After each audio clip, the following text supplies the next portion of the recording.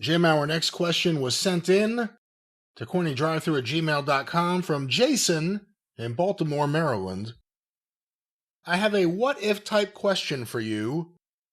How would the Midnight Express eras have differed if Dennis and Stan had swapped their runs? For instance, how would your time in World Class and Mid-South have been different with Stan? And how would Dennis have done in the late 80s NWA? I firmly believe they came in the right order.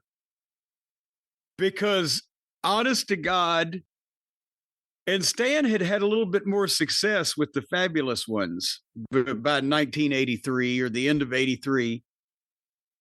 I think Bill Watts, not him personally, I think Bill Watts' schedule, Bill Watts' company, Bill Watts' territory would have run Stan Lane off in 6 months.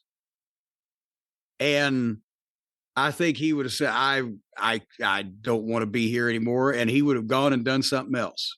Not even personal with us, or just, we can't live like this. Maybe we would have all left and gone somewhere else, but I don't know if he'd have put up with it that long. The first time somebody tarred and feathered one of his cars. But the road schedule and the fans' belligerence and violence, and did I mention the road schedule? And even for the money, because he and Steve had been doing quite well even in Memphis to that point. So Dennis and Bobby were a little more motivated to get the check, but I can't see poor Stan because even the schedule that he took on to come in as part of the Midnight with Crockett, and then he'd already started expanding, so across the country, a lot more airplanes. But I think we spent more time in the van that Dennis bought from Stan than Stan had spent in it to begin with. And just the multiple shows and the territory, it would have driven Stan out of his mind that he wouldn't be able to go out to a nightclub that you didn't think he was going to end up stabbed with a broken bottle in, and fucking just that level of heat down there.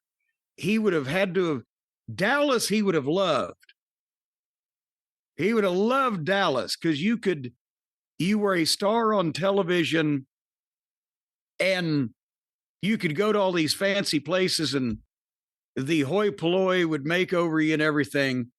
But he wouldn't have made it through Louisiana before he said, fuck it. I'd rather goddamn, as Sid said one time, go sell farm chemicals.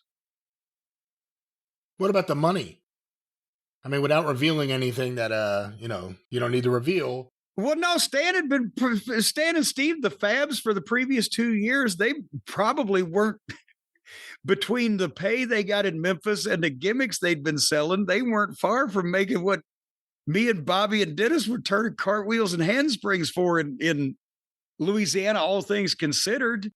By the time you take in the extra travel, I firmly believe with all of my heart that they were making Stan and Steve 75, 80 grand and maybe more with gimmicks because of the level they were at. And they were certainly not making less than $1,000 a week just from wrestling.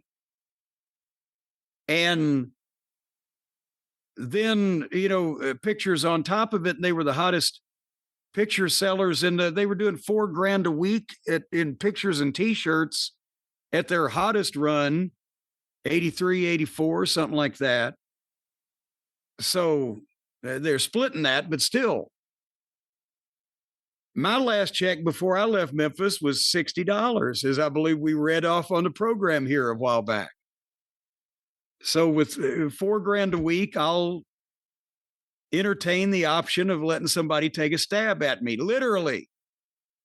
And again, he left Memphis, Stan and Steve, and they went to the AWA, which, although the weather may not be to what Stan liked, the schedule probably was. The weather outside was frightful, but they worked 17, 18 days and all big buildings in major towns. So I don't think it would have just been he would have been miserable, because that's part of the reason That's part of the reason why he didn't stay any longer in Smoky Mountain. We finally decided to retire because instead of being in like not even staying at the Marriott, but being within distance of while we were at the Red Roof Inn, he could walk across the street to the Airport Marriott in Atlanta or whatever. Now he's at the Super 8 in Morristown, Tennessee, and there ain't nowhere to go. And that didn't, Stan Lane cannot live like that. Tom Pritchard was fine. He's going to the fucking room. He don't give a shit. And what about Dennis? Let's say you had 1984 Dennis as you were going through everything in 1988 with the sale to Turner and the booking. How would that have worked? I think Dennis was always the guy who was able to get more heat, but Stan was always the guy that was more cosmetically pleasing for the pay-per-view era. And I'm afraid that, again, in reverse, Dennis may not have carried off the spot that we had for the last year and a half of Crockett, and then with WCW was just the blonde pretty boy heel team to go out and have the tear down the house match on the upper card, be the U.S. Tag Champions, whatever the case, and be able to be plugged back into the main events if necessary. And I think Stan looked better for the pay-per-view era and more television friendly than Dennis did. Part of his tan and flowing locks.